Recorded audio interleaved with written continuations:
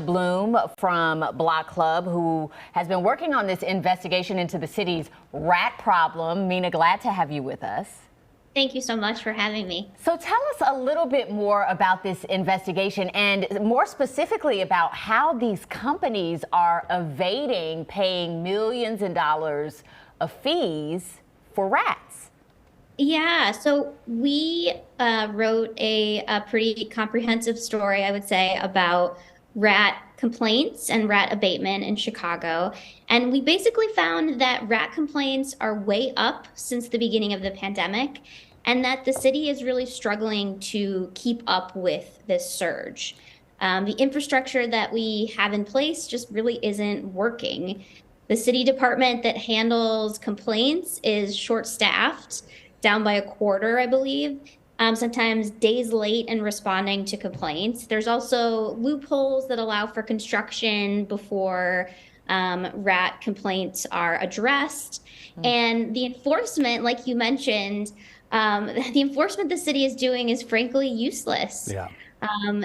We found that there is $150 million in rat-related fines the city has issued since 2019, and more than 126 million of that ticket debt is outstanding. So nobody's paying these tickets, and the city's not following up on enforcement whatsoever. And if I could just follow up on that, so what can the city do on the enforcement piece? Because if you think about it, if you have a ton of tickets on your car, you get a boot and you can't drive. So what can they do to recoup that money? Yeah, I mean, that's a really good point, and something I was going to bring up myself. I mean, we have a system in place, like you said, where you get enough parking tickets, you get a boot on your car, you got to pay to get the car back.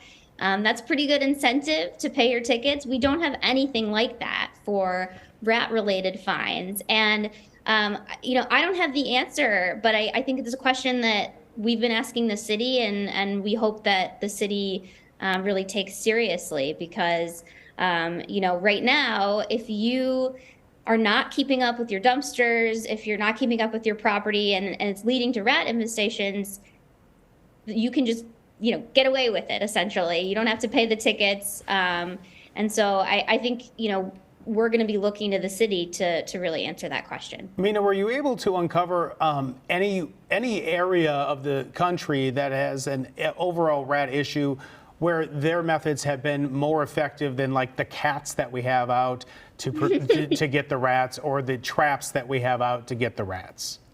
Yeah, that's a great question. We did look at what other cities across the country are doing. I'm sure that maybe your watchers, your listeners know about New York City hiring its own rat czar. That happened within the last year or two, and so they have like a dedicated team handling rat complaints.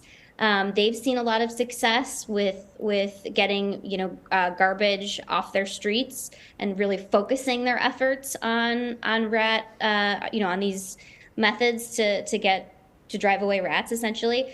We also looked at a bunch of northeastern cities, smaller cities, who are using this new technology called smart boxes. And they're these sort of above ground boxes that electrocute rats. And they actually send real-time data to the cities, so cities have a better sense of where the rat infestations are, and so they're seeing a lot of success with that as well. And Chicago is not doing any of that. We don't have a special plan. We don't have a rat czar. We're not using new technology. We've just got, good old 311 and the Bureau of Rodent Control. It's so interesting. And Mina, my skin is just crawling looking at this video that we're showing right now. But this really is a quality of life issue for so many people. And people are moving from their homes, feeling like they don't want to stay there because of it. Yeah. Absolutely. I mean, we've heard from so many people since the story ran that they're dealing with their own rat infestations. People in all corners of the city. It's not just one part. And they've also been saying, look, the city's not doing enough to help. Like I call and no one's coming, or the traps aren't working. And one thing I just want to mention is, like, rats are dangerous. Rats carry bacterial and viral diseases. One disease that we looked at specifically, it's called leptospirosis, and it causes acute liver damage in dogs. We talked to a couple whose puppy was killed by leptospirosis. So there are real effects of these rat infestations. Some very good reporting. Mina Bloom, if you'd like to read her article, it's at Blog Club Chicago. Thank you very much for talking with us. Do appreciate it. Thank you so much for having me.